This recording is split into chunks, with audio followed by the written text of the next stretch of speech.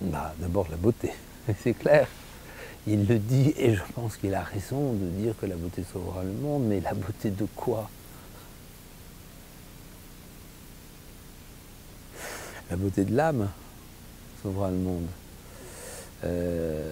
L'intelligence de l'âme et l'intelligence du cœur sauvera le monde. C'est vrai que on sait en médecine que ce qui est beau est harmonieux, ce qui est harmonieux est beau, à sa beauté, et il y a de nombreuses beautés, mais que l'harmonie du fonctionnement inspire la beauté et fait manifester la beauté en dehors des critères et des canons de la beauté.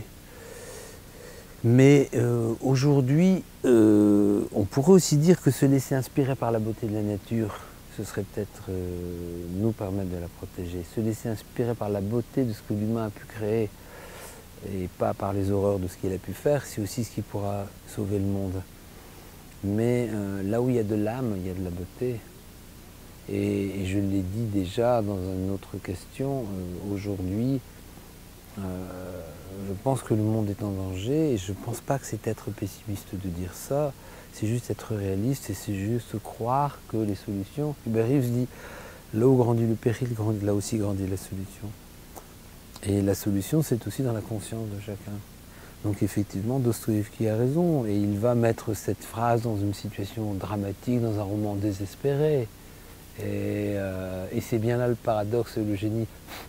Et c'est bien là le paradoxe et le génie de Dostoïevski de savoir dire ça.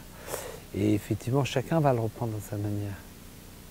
Et effectivement, dans le désespoir, il y a la beauté qui est là.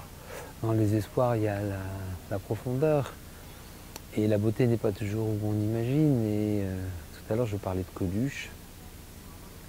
C'est un très bel homme, avec une très belle âme. Un homme qui a tiré à boulet rouge sur tout ce qui était les apparences pour mieux laisser transparaître le cœur et pour mieux laisser transparaître la beauté profonde des êtres. Parce que quand on vous a enlevé tous les oripeaux extérieurs, toutes les apparences, toutes les personas, toutes les choses qui ne sont pas vous, eh bien, forcément, vous serez obligé de vous dévoiler dans votre véritable beauté et pas dans autre chose. Et tous les maquillages, tous les vêtements, toutes les choses extérieures pour se rendre beau, pour se faire beau, sont là enlevés. Vous êtes tout démunis de ça et là vous êtes face à vous-même et face aux gens qui sont face à eux-mêmes. Et là, la rencontre est belle. La rencontre est belle parce qu'elle est vraie.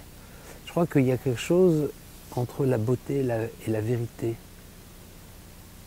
La réalité, quand elle est dans la vérité, est toujours belle. Même si parfois elle est difficile, parce que quand elle est dans la vérité, elle est porteuse d'espoir. Elle est porteuse de solutions.